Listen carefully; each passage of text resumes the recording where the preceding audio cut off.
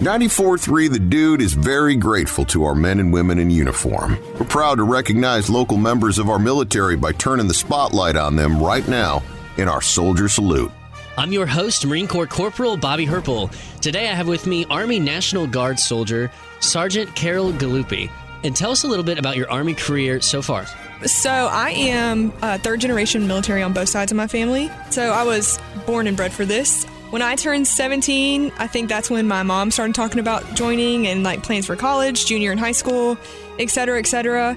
And I was not about it. I was like, absolutely not doing it. Don't care about the military. It's not for me. I just want to go to school, live my life, do great things. Then my sophomore year of college, I ran out of my mom's GI Bill. And I was like, I need you to help me pay for the rest of my college. And she was like, no, absolutely not. I took her up on her offer of joining the Guard. Completely changed my life. Now I'm in recruiting, changing other people's lives. So I absolutely love it. And tell us a little bit about your Army career so far. Joining it completely changed my life. I joined as a 14 Sierra, which is an Avenger crew member and Stinger missile operator, which is basically a Humvee with a turret strapped on top and 8 missiles and all that. But it changed my life, and now I'm in recruiting, changing other people's lives. So I absolutely love it. So I'm in the Marine Corps Reserves, and the National Guard is a little bit different, but a whole heck of a lot different when you get down to it. Yeah. So tell us a little bit why being in the National Guard is so important and what it can do for you in your future. I tell applicants all the time now, what do you want whenever, especially high school kids, because that's mostly where I recruit currently.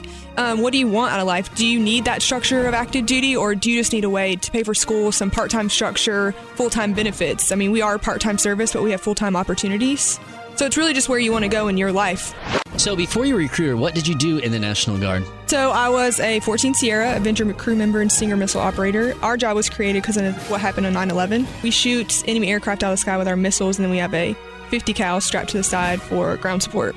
When you say strapped to the side of our turret, which is mounted on top of like our 2-door Humvee. Oh man, that's awesome. So are you just in Humvees, or are you in other things as well? So ours is basically in a Humvee. That's how we do like 8 missiles, so 4 on each side and then the 50 cal. But we can break down to shoulder fire, so we can shoot one at a time.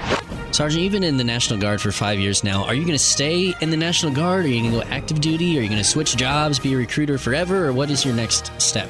So I'm definitely a lifer, 20 years, probably more. I want to walk and follow in the footsteps of my mom. She's definitely my inspiration. Both my parents were National Guard, and my mom went on to be a warrant officer, which is definitely a goal of mine. So probably switch, go warrant, but right now recruiting is for me. I absolutely love being able to influence people and change their lives. Sergeant Carol Galuppi. And Sergeant, you went to playing with missiles in the Army to recruiting. How did you become a recruiter? What was that transition like? When I first joined recruiting, I didn't really ever think that I was going to like it, but I went to this event because after I got out of basic and AIT, I got the opportunity to be what's called like a technician. So I work on the civilian side for the National Guard, and I worked for our State Sergeant Major and Chief of Staff. He took me to an event, a recruiting event, and he talked about the Guard and brought some recruiters and stuff out to like this military appreciation game. I got to meet a couple other recruiters, get their side of like recruiting and everything, and started doing other events with them. And then I got on what's called ADOS, so we're just like assistant recruiters. And then I just absolutely loved it.